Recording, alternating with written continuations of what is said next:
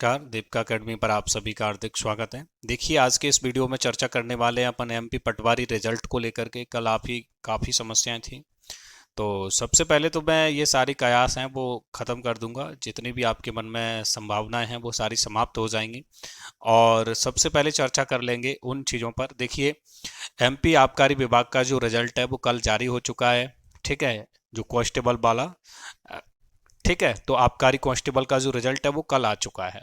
तो अब पटवारी रिजल्ट की बारी है, तो थोड़ा इसे भी अपन आगे चर्चा करेंगे। उससे पहले ये समझना होगा कि जो सभी लोगों के मन में लगातार प्रश्न है और कमेंट भी है कि मेरे नंबर बढ़ेंगे या फिर घटेंगे, नॉर्मलाइजेशन है वो कैसे होता है। और दूसरी समस्या ये है कि नॉर्मलाइजेशन में फ़ायदा कितने मिलेगा, यानी मेरे नंबर बढ़ेंगे तो कितने बढ़ेंगे, तो इसका कितना फ़ायदा मिल सकता है नॉर्मलाइजेशन का। और वो शिफ्ट हार्ड जो शिफ्ट रही हैं वो कौन कौन सी शिफ्ट हैं, मेरा कौन सी शिफ्ट में था। तो ये सब आप लोग अपनी उन शिफ्ट को एक बार ज़रूर चेक कर लेना कि आपका जो एग्जाम है कौन सी शिफ्ट में था, किस डेट में था। साथ ही साथ ये भी पता करें कि आपका अगर एग्जाम, जो मैं 8 शिफ्ट हार्ड शिफ्ट बताऊंगा, उन हार्ड शिफ्ट का जो स्कोर है वो एवरेज स्कोर क्या रहा। अगर आपके नंबर उसमें हैं, उस शिफ्ट में अगर आपका एग्जाम है, तो आप ये तय मान करके चलें कि आपको नॉर्मलाइजेशन का फायदा मिलेगा। तो अब आपको जैसे 8 शिफ्ट के बारे में मैं बताऊंगा पूरा डिटेल के साथ, बस इस वीडियो को पूरा अंत तक सुनना है और समझना है। फिर आपके मन में जो भी डाउट्स हैं वो सारे के सारे क्लियर होते चले जाएंगे। अब नॉर्मलाइजेशन सर होता है वो कितने नंबर तक हो सकता है, कितने नंबर का मुझे फायदा मिल सकता है। ये देखिए, आपको कितने नंबर का नॉर्मलाइजेशन मिलेगा या नहीं मिलेगा, ये डिपेंड करता है आपके पेपर के लेवल के ऊपर। आपका पेपर का लेवल कैसा रहा, ठीक है। तो जिस शिफ्ट में आपका एग्जाम हो, अगर वो शिफ्ट आपकी टफ है तो आपको नॉर्मलाइजेशन का फायदा मिलेगा। अगर जिस शिफ्ट में आपका एग्जाम है वो शिफ्ट थोड़ी इजी थी या मॉडरेट थी, तो हो सकता है उसमें आपके नंबर कम हो जाएं। तो ये रहता है एक नॉर्मलाइजेशन का खेल। एवरेज स्कोर निकालने के बाद ही नॉर्मलाइजेशन की प्रक्रिया है उसको किया जाता है।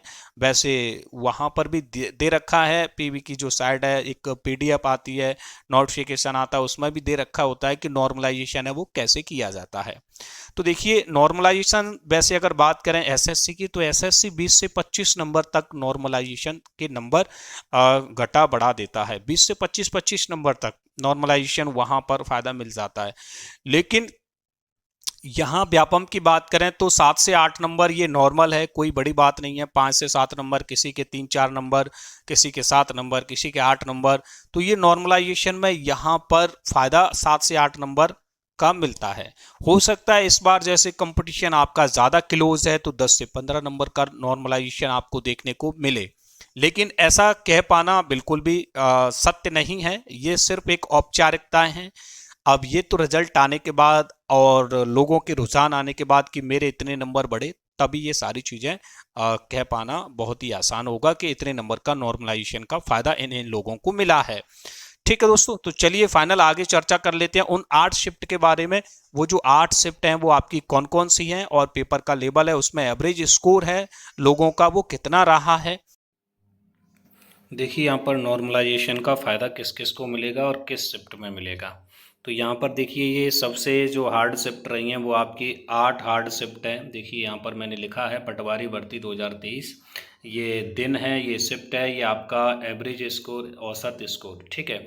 यानी कि लगभग इसका जो एवरेज स्कोर है वो कितना रहा, तो किस किस शिफ्ट को फ़ायदा मिलने वाला है। तो एक बार आप अपना शिफ्ट ज़रूर चेक करें, कहीं आपका शिफ्ट यही तो नहीं है जिसमें आपका नॉर्मलाइजेशन का फ़ायदा मिलने वाला हो। तो यहाँ पर देखिए, 16 मार्च की जो सबसे पहले जो सेकंड शिफ्ट है वो टफ रही थी। इसमें जो एवरेज स्कोर रहा था लड़कों का, विद्यार्थियों का, वो 105 क्वेश्चन से लेकर के 109 क्वेश्चन या फिर नंबर भी कह सकते हैं, ठीक है। तो ये आपका यहाँ पर एवरेज स्कोर देखने को मिला था 16 मार्च में। वहीं पर बात करें 19 मार्च में, तो 19 मार्च की भी सेकंड शिफ्ट ही रही थी, हार्ड थोड़ी। तो इसमें भी एवरेज स्कोर 102 नंबर से 107 नंबर देखने को मिला। ये एवरेज स्कोर है, हाईएस्ट स्कोर नहीं है, ना लोएस्ट है, ठीक है। तो इसको थोड़ा आपको समझना पड़ेगा। 25 मार्च की ये सेकंड शिफ्ट ये भी थोड़ी आपकी हार्ड रही थी, तो इसमें एवरेज स्कोर थोड़ा और डाउन देखने को मिला था। ये 103 से 104 नंबर तक ही इसमें एवरेज स्कोर देखा गया था। तो इसलिए यहाँ से आप देख रहे हैं ये जो शिफ्ट है, इसमें शिफ्ट में अगर आपका कहीं भी एग्ज़ाम हुआ है तो आप मान के चलें आपके नंबर बढ़ेंगे। ठीक है, चलिए थोड़ा और आगे चर्चा कर लेते हैं और आगे देख लेते हैं आपका आगे हो सकता है नंबर इसमें हो। तो यहाँ पर देखिए ये आपका 26 मार्च सेकंड शिफ्ट, ये 101 से लेकर के 106 नंबर यहाँ पर देखने को मिले थे। और 11 अप्रैल की अगर बात करें तो ये सेकंड शिफ्ट है, ये 104 से 108 नंबर देखने को मिले हैं। तो ये देखिए ज़्यादातर सेकंड शिफ्ट में ही यहाँ पर जो एवरेज स्कोर जो कम रहा है काफ़ी, जिसको हार्ड शिफ्ट का नाम दिया गया है, तो वो आपको शाम की शिफ्ट ही देखने को मिली हैं, सेकंड शिफ्ट। तो चलिए थोड़ा और आगे देख लेते हैं और कौन सी शिफ्ट बची हुई हैं उनके ऊपर भी चर्चा कर लेते हैं। देखिए यहाँ पर ये है आपकी एक 23 अप्रैल की शिफ्ट है, फर्स्ट शिफ्ट। इसमें 103 से 104 नंबर एवरेज स्कोर रहा है। एक ये 26 अप्रैल की है, 26 अप्रैल ये फर्स्ट शिफ्ट है, ये भी देखिए फर्स्ट शिफ्ट थी यहाँ पर, और ये इसमें एवरेज स्कोर रहा है 106 क्वेश्चन से लेकर के 108 क्वेश्चन, या फिर नंबर भी कह सकते हैं। ठीक है, तो यहाँ पर ये आपने शिफ्ट देखी, और देख लेते हैं एक शिफ्ट और है शायद, हाँ एक शिफ्ट और शेष है। ये शिफ्ट देखिए आप 25 अप्रैल की भी फर्स्ट शिफ्ट है, जिसमें 101 से लेकर के 109 नंबर तक एवरेज स्कोर रहा था। तो यहाँ पर देखिए नॉर्मलाइजेशन का जो फ़ायदा है, मैं मानता हूँ 5 से 8 नंबर तक नॉर्मलाइजेशन का फ़ायदा यहाँ पर निश्चित ही देखने को मिलेगा। किसी के 5 नंबर, किसी के 7, किसी के 8, किसी के 4, इस प्रकार से ये नंबर देखने को मिलेंगे। इतना नॉर्मलाइजेशन दिया जाता है ठीक है, तो यहाँ पर कम से कम, तो यहाँ पर अगर बात करें और ज़्यादा मिल सकता है, क्या हो सकता है ये 10 से 12 नंबर तक भी नॉर्मलाइजेशन पहुँच जाए। लेकिन ऐसा तभी होगा जब काफ़ी कट ऑफ क्लोज निकल रहा होगा, काफ़ी जो स्कोर है सभी लोगों का क्लोज रहा होगा, तभी ये यहाँ पर इस प्रकार से नॉर्मलाइजेशन में थोड़ा और उतार चढ़ाव देखने को मिल सकता है। तो ये थी आपकी शिफ्ट। इन शिफ्ट में अगर आपका कोई भी एग्ज़ाम है तो एक बार इसे अच्छे से समझ लेना, ठीक है। और अगर कट ऑफ की बात करें तो यहाँ पर देखिए कट ऑफ के लिए मैं यहाँ पर थोड़ा आपको बता देता हूँ। कट ऑफ के लिए मैंने एक अलग वीडियो बनाया है, तो उस वीडियो की लिंक मैं डिस्क्रिप्शन में दे दूँगा, तो वहाँ से एक बार कट ऑफ को ज़रूर देख लेना। कट ऑफ के अगर आप इर्द गिर्द कहीं भी हैं तो आप आसानी से ये मान के चलें कि आपके सिलेक्शन होने के चांसेस बहुत ज़्यादा हैं, ठीक है। तो एक बार कट ऑफ वाली वीडियो को आप ज़रूर पूरा देखें और वहाँ से समझने का प्रयास करें कि आपको सिलेक्ट होने में कोई दुविधा है या फिर नहीं है, हो सकती है या फिर नहीं हो सकती है। एक एक्सपेक्टेड कट ऑफ है, फाइनल कट ऑफ तो नहीं कहेंगे, फाइनल कट ऑफ तो पीएबी जारी ही करेगा, ठीक है। तो ये यहाँ से एक इन्फॉर्मेशन है। चलिए फाइनल थोड़ा और आगे चर्चा कर लेते हैं, जिससे और सारी चीज़ें आपकी समझ में अच्छे से आएंगी।